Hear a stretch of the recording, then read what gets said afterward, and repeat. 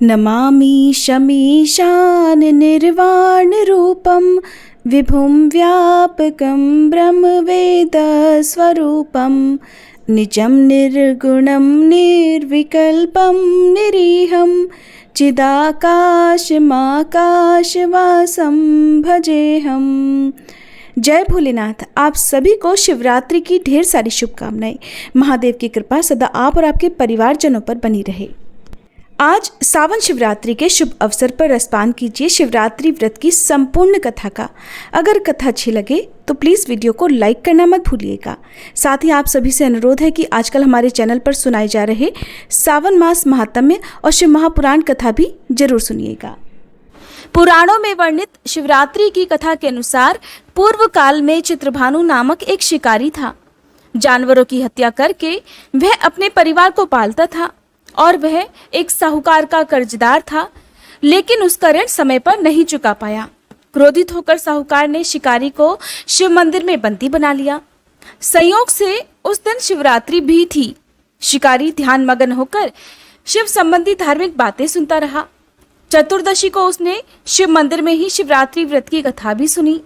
शाम होते ही साहूकार ने उसे अपने पास बुलाया और ऋण चुकाने के विषय में बात की।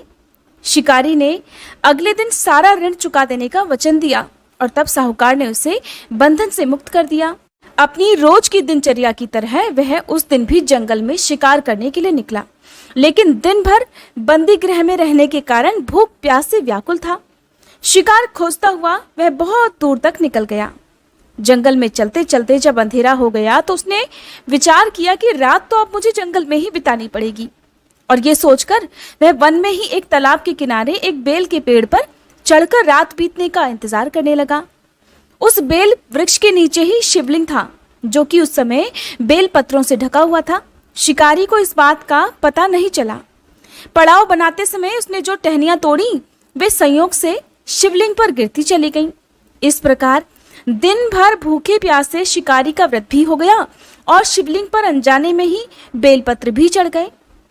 एक पहर रात का बीत जाने पर एक गर्भिणी हिरनी तालाब पर पानी पीने पहुंची। शिकारी ने धनुष पर तीर चढ़ाकर जैसे ही प्रत्यंचा खींची, हिरणी बोल उठी, हे शिकारी, मैं गर्भिणी हूँ, शीघ्र ही बच्चे को जन्म देने वाली हूँ। तुम एक साथ दो दो जीवों की हत्या करोगे, जो बिल्कुल ठीक नहीं है। मैं बच्चे को जन्म देकर शीघ्र ही तुम्हारे सामने प्रस्तुत हो जाऊंगी, तब तुम मुझे मार लेना, मैं तुम्हें वचन देती हूँ। गर्भिणी हिरनी की बात सुनकर शिकारी को दया आ गई। उसने अपनी धनुष की प्रत्यंचा ढीली कर दी और वह हिरनी देखते ही देखते जंगली झाड़ियों में गायब हो गई। प्रत्यंचा चढ़ाने और ढीली करने के समय कुछ बेलपत्र अनायास ही टूटकर फिर से शिवलिंग पर गिर गए। इस प्रकार उससे अनजाने में ही प्रथम पहर की पूजा भी संपन्न हो गई। कुछ ही देर के बाद एक और हिरनी उधर से निकली, जिसे देखकर शिकारी बहुत प्रसन्न हुआ। पास आने पर शिकारी ने धनुष पर बाण चढ़ा लिया। उसे देखकर हिरनी ने विनम्रता पूर्वक निवेदन किया, हे शिकारी, मैं थोड़ी देर पहले ही ऋतु से निवृत्त हुई हूँ, कामातुर विरहिणी हूँ और अपने प्रिय की खोज में भटक रही हूँ। मैं अपने पति से मिलकर शीघ्र ही तुम्हारे पास आ जाऊंगी। शिकारी को उस पर भी दया आ गई और उस हिरनी को भी उसने जाने दिया। 2 बार शिकार खोकर शिकारी का माथा ठनका। वह चिंता में पड़ गया कि अगर वह इसी तरह शिकार को छोड़ता रहा तो अपने परिवार का पेट कैसे पालेगा और उस साहूकार का कर्ज कैसे चुकाएगा।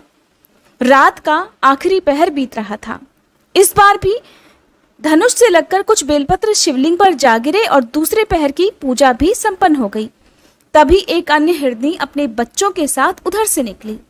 शिकारी के लिए तो ये स्वर्णिम अवसर था। देखते ही उसने धनुष पर तीर चढ़ाने में देर नहीं लगाई और वह तीर छोड़ने ही वाला था कि वह हिरनी बोल उठी, हे शिकारी, अभी मुझे मत मारो, मैं इन बच्चों को इनके पिता के हवाले करके जल्दी तुम्हारे पास वापस लौट कर आऊंगी। मैं तुम्हें वचन देती हूँ, तब तुम मुझे मार लेना। शिकारी हिरनी की बात पर हंसा और हंसकर बोला, सामने आए शिकार को छोड़ दूं? मैं ऐसा मूर्ख नहीं हूँ। इससे पहले भी मैं 2 बार अपना शिकार खो चुका हूँ। मेरे बच्चे भूख प्यास से व्याकुल हो रहे होंगे। शिकारी की बात सुनकर हिरनी ने फिर से कहा, हे शिकारी, जैसे तुम्हें इस समय अपने बच्चों की ममता सता रही है, ठीक वैसे ही मुझे भी अपने बच्चों के प्रति दया है। मेरे मन में भी अपने बच्चों के प्रति ममता है। हे शिकारी, मेरा विश्वास करो, मैं इन्हें इनके पिता के पास छोड़कर तुम्हारे पास तुरंत ही लौट आने की प्रतिज्ञा करती हूँ। इस प्रकार हिरनी का दीन स्वर सुनकर शिकारी को उस पर दया आ गई। उसने उस हिरनी को भी जाने दिया। शिकार के अभाव में और भूख प्यास से व्याकुल शिकारी अनजाने में ही बेल वृक्ष पर बैठा हुआ बेलपत्र तोड़ तोड़कर नीचे फेंकता जा रहा था, जहां पर शिवलिंग था। सुबह होने को हुई तो एक हष्ट पुष्ट मृग उसी रास्ते पर आया।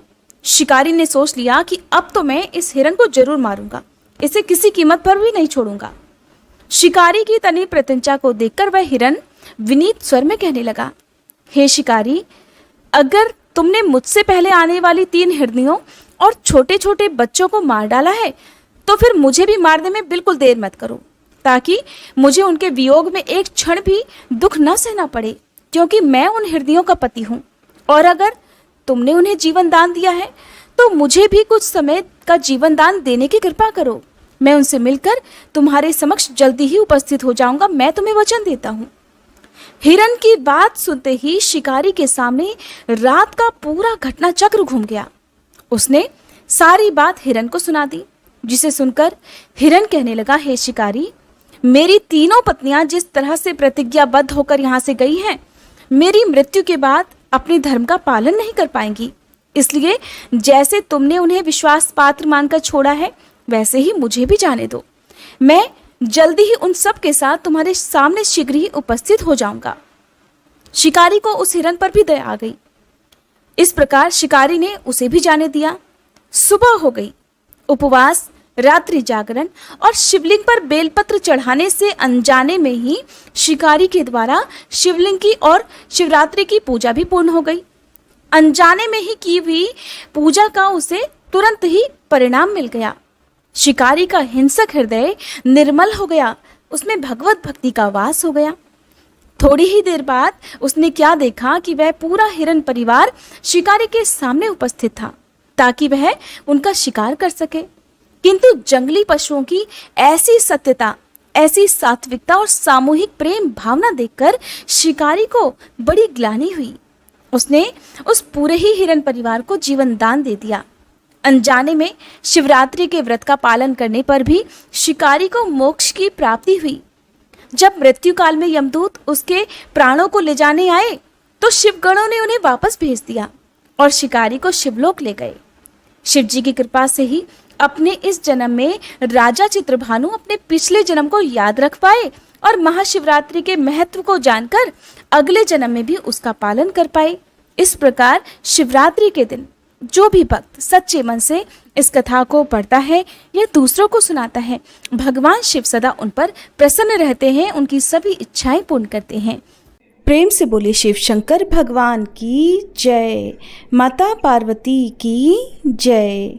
ये थी शिवरात्रि व्रत कथा। अगर आप इस बार की सावन शिवरात्रि की तिथि और शुभ मुहूर्त के बारे में जानना चाहते हो तो इसकी वीडियो भी हमारे चैनल पर अपलोडेड है, आप चाहें तो उस वीडियो को भी देख सकते हैं।